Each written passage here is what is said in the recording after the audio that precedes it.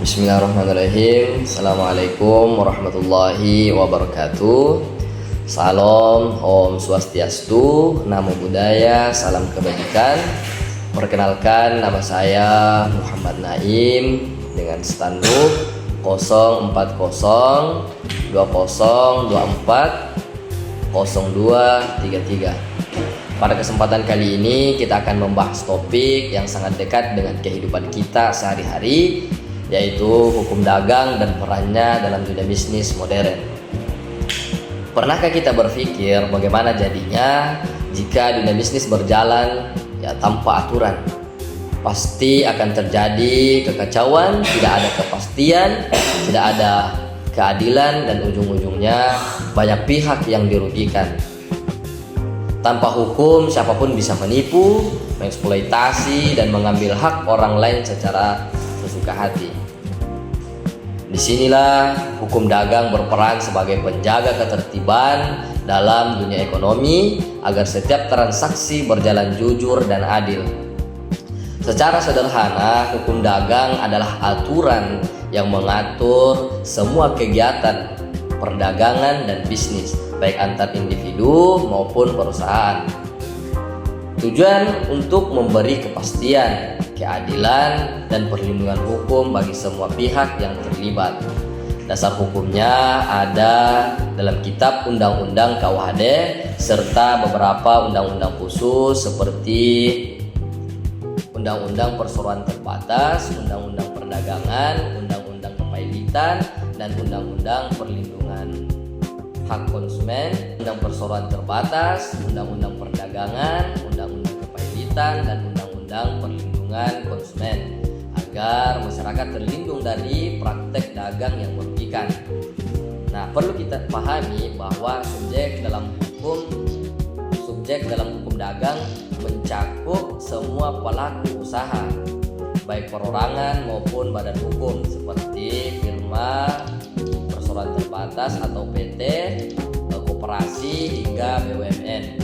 Masing-masing bentuk usaha ini memiliki aturan, hak, dan tanggung jawab yang berbeda sesuai dengan karakter dan kegiatan usahanya. Misalnya firma, semua anggotanya bertanggung jawab penuh atas utang perusahaan. Artinya, jika perusahaan rugi, harta pribadi pun akan bisa ikut digunakan untuk menutupinya.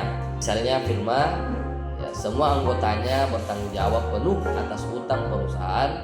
Artinya, jika perusahaan rugi, harta pribadi pun akan ikut digunakan untuk menutupinya. Kemudian ada PT, yaitu perseroan terbatas. Tanggung jawab pemilik modal terbatas hanya pada jaminan modal yang ditanam, sehingga harta pribadi tidak ikut menanggung kerugian perusahaan. Nah, dalam prakteknya kegiatan dagang sering melibatkan perjanjian, yaitu kesepakatan antar dua pihak.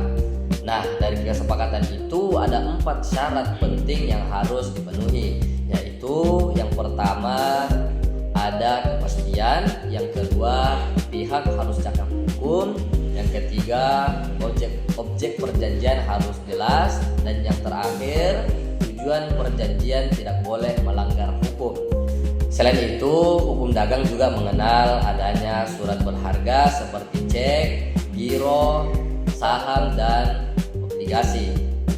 Sederhananya, surat berharga adalah alat pembayaran atau bentuk kepemilikan yang bisa dipindah tangankan.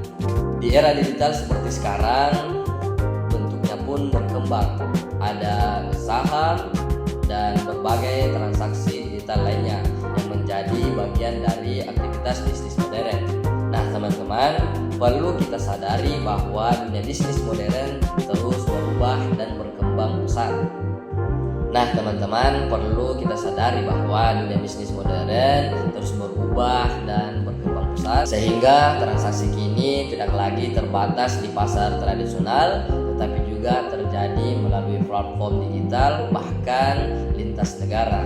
Artinya, tanggung jawab hukum dagang semakin kompleks, mencakup perlindungan data pribadi, etika bisnis, hingga transaksi kini tidak lagi terbatas di pasar tradisional, tetapi juga terjadi melalui platform digital, bahkan lintas negara.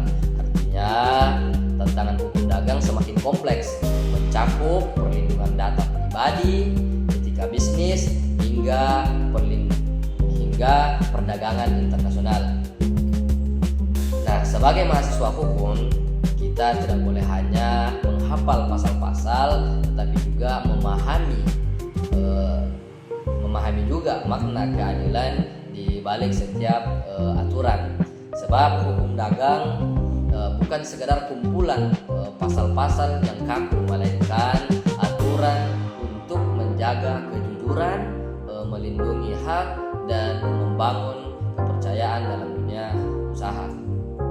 Maka dari itu, teman-teman, marilah kita belajar hukum dengan hati, ya, agar kelak kita tidak hanya menjadi ahli hukum yang cerdas, tetapi juga menjaga keadilan dalam kehidupan ekonomi masyarakat.